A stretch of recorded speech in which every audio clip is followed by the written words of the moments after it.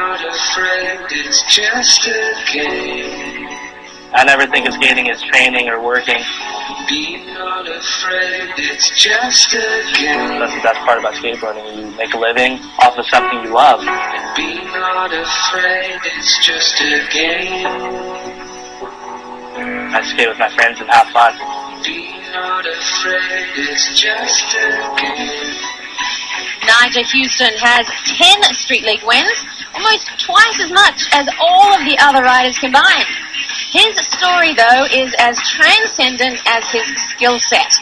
Back in June, the Money issue of ESPN the magazine featured an exclusive article on the quiet 18-year-old superstar. Now, the author, Elena Bergeron, brings her printed words to the screen to further share Nyjah's remarkable journey.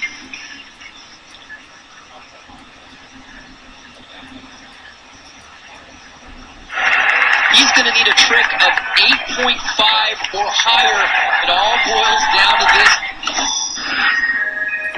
We know Nyjah Huston lands on his feet. The reigning king of street skateboarding defies gravity, finds his board, and sends the crowd into a frenzy. It's a pattern he's used to repeating. But to understand how dominant he is now, you have to know how he came to control his own fate. You might not know it now because I just look like a typical white lady from California. But for 15 years, I wore a head wrap. I did not own a pair of pants. I was raised vegan for the first 15 years of my life.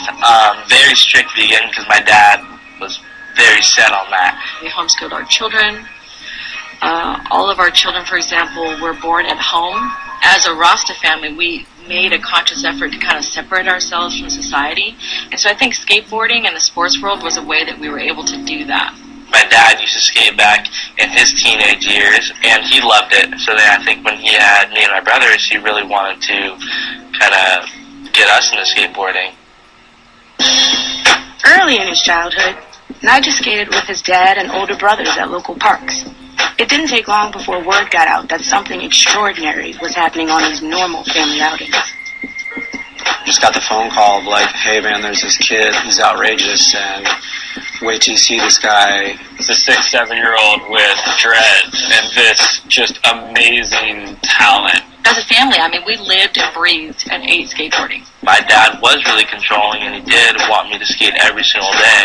I would say he did it in like a little bit of a strict way, which probably wasn't necessary because, bottom line, I love skateboarding. That's all I wanted to do anyway. With a sponsorship from Element Skateboards and an invite to compete at X Games, Nyjah suddenly had a full-blown skating career at 11 years old that supported the whole Huston family. But Nyjah's perfect California life was about to change. In 2006, Nyjah and Ademi visited Puerto Rico for a contest. Soon after, the father moved the family to a secluded 26-acre farm there, bought with Nyjah's earnings. I think he wanted to try to keep me and my brothers as far as possible away from like having friends and being a normal kid and getting into trouble and like getting into girls and yeah, stuff like that. I think there was a level of isolation that was slowly taking place over the course of a few years. Nyjah got way better than anyone expected, and with that came media, came interviews, demands, and the Huston family had limited the communication through being pretty much off the grid, and it really led to the severe problems. It came to a point where I wasn't showing up to enough autograph signings and demos and stuff, and it sucks because I wasn't really even aware of that because I wasn't talking to them. My dad was. It all kind of started to go downhill from there. I did get a phone call from Ryan Kingman, who was the then team manager for Element Skateboards, and he was calling to warn me, like, hey, this can't go on like this anymore, or we have no choice but to let Nyjah go. That was a very surprising thing, and I feel like I'm always kind of meant to be on that company. It was my first sponsor ever. When that whole thing was going down, I didn't feel like it was right at all. Nyjah's contact with the skate world was limited by Ademi, and he lived in social isolation. And there were other problems for the family. According to court documents submitted in their divorce, Kelly alleged that occasionally Ademi physically and emotionally abused her and Nyjah's two older brothers. Adami was unavailable for comment for this piece, and Kelly wouldn't talk about the allegations on camera, but the combined effect of their life in Puerto Rico led her to make a big decision. Nyjah was scheduled to go to Barcelona, and of course Adami was going to go with him. I said, you know, Adami, we need a break from this place. While you and Nyjah go to Barcelona, I said, I'm going to take the other children over to California for a month. And he didn't like that idea. Their dad was so angry with me, and he refused to take me to the airport. So I had 4 children with me, and I had to hire a van. And Nyjah came out to the van. And I'm going to break down when I talk about this, but that was the worst. Because the way he looked at me and the way I looked at him, we both knew, like, this is it. Mom's leaving. But Mom has to leave. And that was really the very saddest moment of my entire life. I was kind of the one sibling that didn't have, like, a choice because my dad was my manager, so he felt like he had complete responsibility of me. That kind of sucked, you know, all my brothers moving back to California, where I wanted to move back to also. Now I'm just stuck in Puerto Rico, like, oh. It's very painful to have to go through that, to have to separate a child, not only from his mother, but from all of his siblings as well. So it was really, really, really tough choice, but definitely the right choice. Nyjah rarely saw his mom over the next 2 years. With Adami controlling Nyjah's travel and insisting that they stay in Puerto Rico, Kelly finally filed for divorce in July 2009 and petitioned for full custody of Nyjah and his 3 other minor siblings. That meant the court had to decide which parent controlled Nyjah's career. In May of 2010, a judge decided that Nyjah would live with Kelly in California. I was very thankful that my mom made the decision that she did by helping out my career and getting me back and really getting me back on track. What rekindled the relationship with Nyjah, his mother, for sure. She's really like kind of a glue between all of us. He was already one of the best skateboarders alive.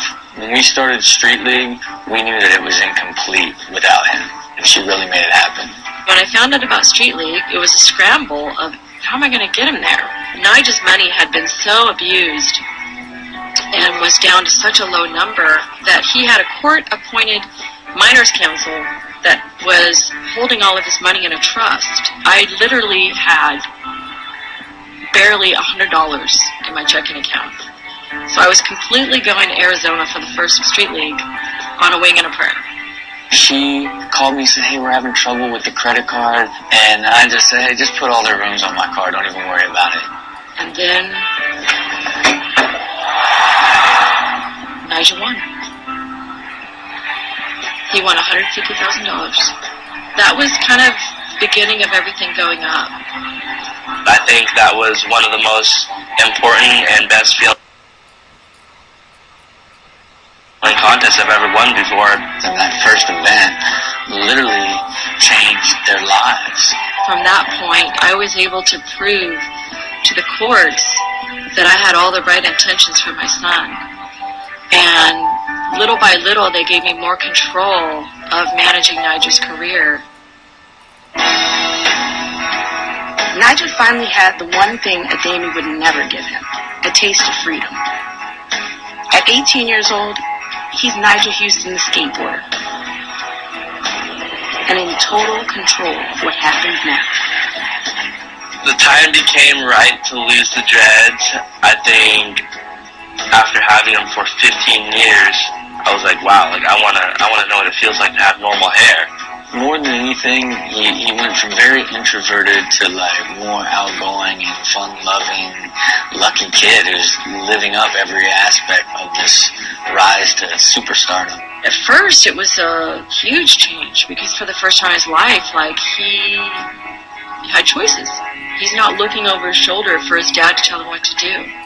There's a lot of greatness that Adami did for his son. He is one of the reasons that Nyjah is as talented as he is, and I think that gets overshadowed by a lot of the things that happened. Unfortunately, I haven't had contact with them for the past year or two.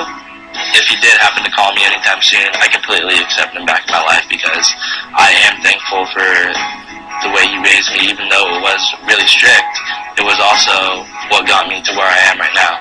So I always have to be thankful for that.